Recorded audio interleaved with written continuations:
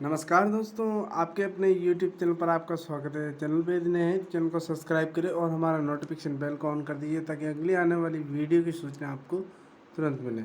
चलिए video start करते हैं दोस्तों। आज आपको बताएंगे दोस्तों कि विटामिनों में क्या क्या पाया जाता है और कौन कौन सा विटामिन में क्या क्या पाया जाता है और हम क्या क्या खाएँ जिसमें विटामिन अच्छी तरह से मिलता है और क्या क्या विटामिन की कमी से हमें रोग होते हैं और किन किन को विटामिन की ज़रूरत ज़्यादा पड़ती है दोस्तों। चलिए वीडियो स्टार्ट करते हैं। तो दोस्तों चैनल को सब्सक्राइब जरूर कर देना। दोस्तों सबसे पहले विटामिन ए पढ़ते हैं। जो विटामिन ए में आप देख ही रहे हैं, विटामिन ए में रेटिनॉल विटामिन ए का एक आविष्कार 1931 में हुआ और विटामिन ए एक जल में घुलनशील है। ठीक है दोस्तों, इसका आविष्कार विटामिन ए रेटिनॉल ने किया था। ठीक है दोस्तों, ये जल में भी घुलनशील है। विटामिन ए की रोजाना की आवश्यकता मात्रा होती है जन्म 6 महीने के उम्र वाले बच्चे को करीबन 1333 आयु की 4000 माइक्रोग्राम की आवश्यकता होती है दोस्तों, और 6 से 12 महीने उम्र वालों को करीब 1666 आयु 500 ग्राम माइक्रोग्राम की ज़रूरत होती है। 1 से 3 साल के बच्चे को करीब 1000 आयु और या 300 ग्राम माइक्रोग्राम की ज़रूरत होती है।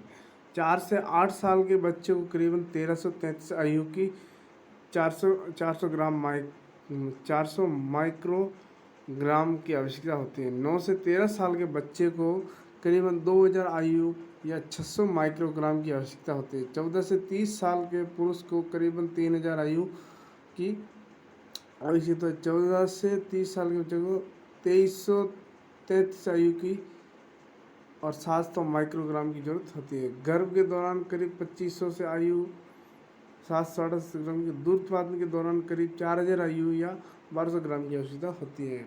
अब हमको बता दें विटामिन के फायदे क्या होते हैं और इनमें नुकसान क्या हो जाते हैं, हम दोनों बता देते हैं आपको। पहले हम आपको उचित मात्रा में लेने के फायदे बता दें। ठीक है, ये आंखों के लिए स्विच एंड इम्यूनिटी सिस्टम के लिए, हड्डियों के लिए, हार्ट, फेफड़े और गुर्दों सुचारू रूप से काम करने की जरूरत होता है दोस्तों। ठीक है, तो इसमें आपको ये लेना बहुत ज़रूरी है जिससे आपकी हड्डियाँ वगैरह हार्ट अटैक नहीं आता है और आँखों में कमजोरी नहीं पड़ती है। ठीक है दोस्तों, अब आपको इसके शारीरिक समस्या बताते हैं, इसमें कमी क्या आ जाती है आपके। ये इसकी विटामिन ए की कमी से आपको कमज़ोर दांत हो जाते हैं, थकान महसूस होती है, सूखे बाल हो जाते हैं, सूखी त्वचा, साइनिन, क्रोनिया, डायरिया, निमोनिया, सर्दी जुकाम, वजन में कमी और नींद आना, डायबिटीज और रतौंधी रोग, देसी रतौंधी रोग भी हो जाती है जो आँखों की प्रॉब्लम होती है दोस्तों। आपको इसकी कमजोरी ये हो जाती है, आपको दांत में भी बहुत कमजोरी आ जाती है जिससे पड़ने लग जाते हैं। ठीक है दोस्तों, मेराई उखड़ जाती है, थकान महसूस होती है, आपको भी काम कर रहे हो थकान हो जाती है, कोई भी जा नहीं पाते हो, सूखे बाल हो जाते हैं, बाल भी आपके खराब हो जाते हैं, त्वचा में उग जाते हैं, त्वचा खराब हो जाती है मुँह पे। ठीक है दोस्तों, सर्दी जुकाम लग जाती है लगातार, आपको नींद आ जाती है, वजन कम हो जाता है, ऐसे बीमार हो जाए तो पूरा करीबन। विटामिन ए के बढ़िया स्रोत कौन से हैं, आपको खाने क्या क्या चाहिए जिससे आपको विटामिन ए की कमी नहीं पड़ेगी। तो इसमें आपको गाजर, पालक, ब्रोकली, अंडे, हरी पत्ते, सब्जियां, मीट, दूध, पनीर, गेहूँ, पपीता, आम, मछली, क्रीम आदि चीज़ों का ज़्यादा पाया जाता है। इसलिए आपको नारंगी पीले रंग वाले फल की विटामिन ए में सबसे अधिक मात्रा होती है, इसलिए इनको सबसे अधिक खाना चाहिए। ठीक है दोस्तों, ये हमारा हो गया विटामिन ए। और हम भी विटामिन B1 पे चलते हैं। विटामिन B1 का विटामिन बी थायमिन है, इनका नाम है विटामिन B1 थायमिन है, जो B1 का वैज्ञानिक नाम है थायमिन क्लोराइड है। ठीक है दोस्तों, इसमें काजू बादाम से ज़्यादा होता है। अब इनको किन किन मात्रा में लेना चाहिए, तो हम आवश्यकता अनुसार मात्रा आप देख लीजिए। ठीक है दोस्तों,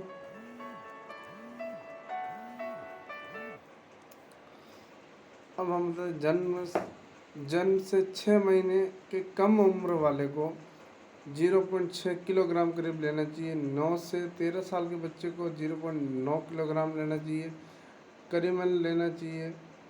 14 से 18 साल के पुरुष को 1.0 किलोग्राम लेना चाहिए।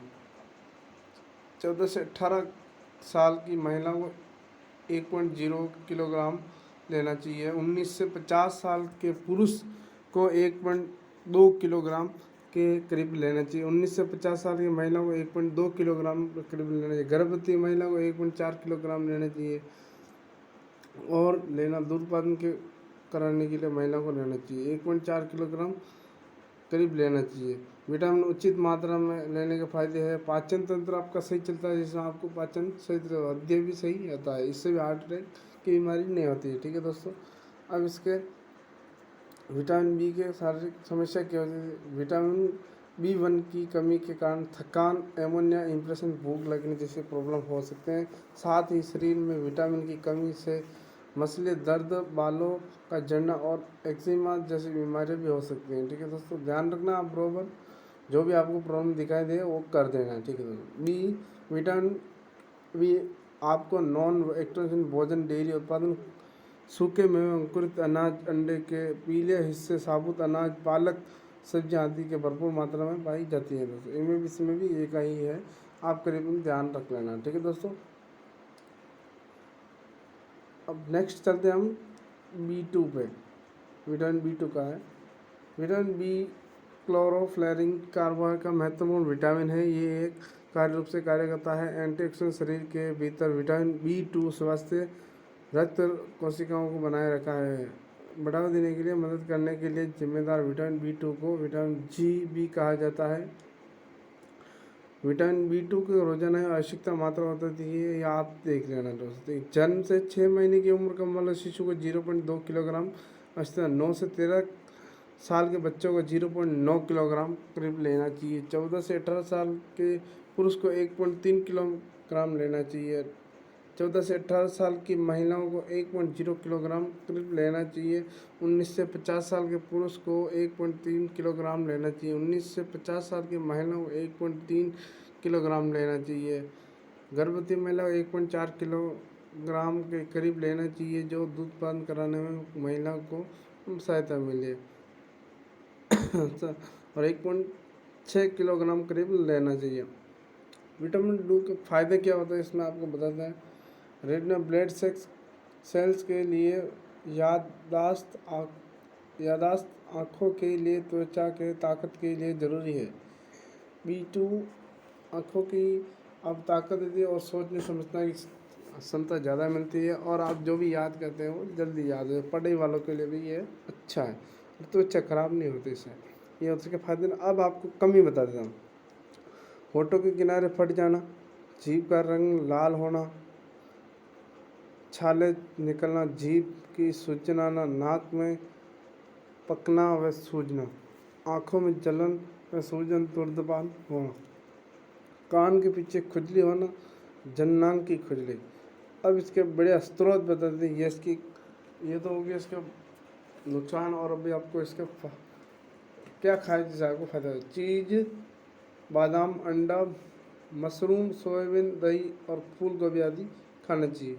देखिए दोस्तों, किस किस को बादाम नहीं खाए पाते तो आप फूल गोभी वगैरह खा सकते हैं, अंडे खा सकते हैं, सोयाबीन खा सकते हैं, दही खा सकते हैं। दही तो सबके घर में होता ही है, दही खा के भी आप इन बीमारी से निपट सकते हैं। अब B3 पे चलते हैं दोस्तों। विटामिन B3 नियमित विटामिन B3 कई नाम है। मानव शरीर के लिए विटामिन में एक विन्यास का विटामिन B3 का सबसे महत्वपूर्ण कोलेस्ट्रॉल के रूप में कम को उन्हें नियंत्रित करने की क्षमता है।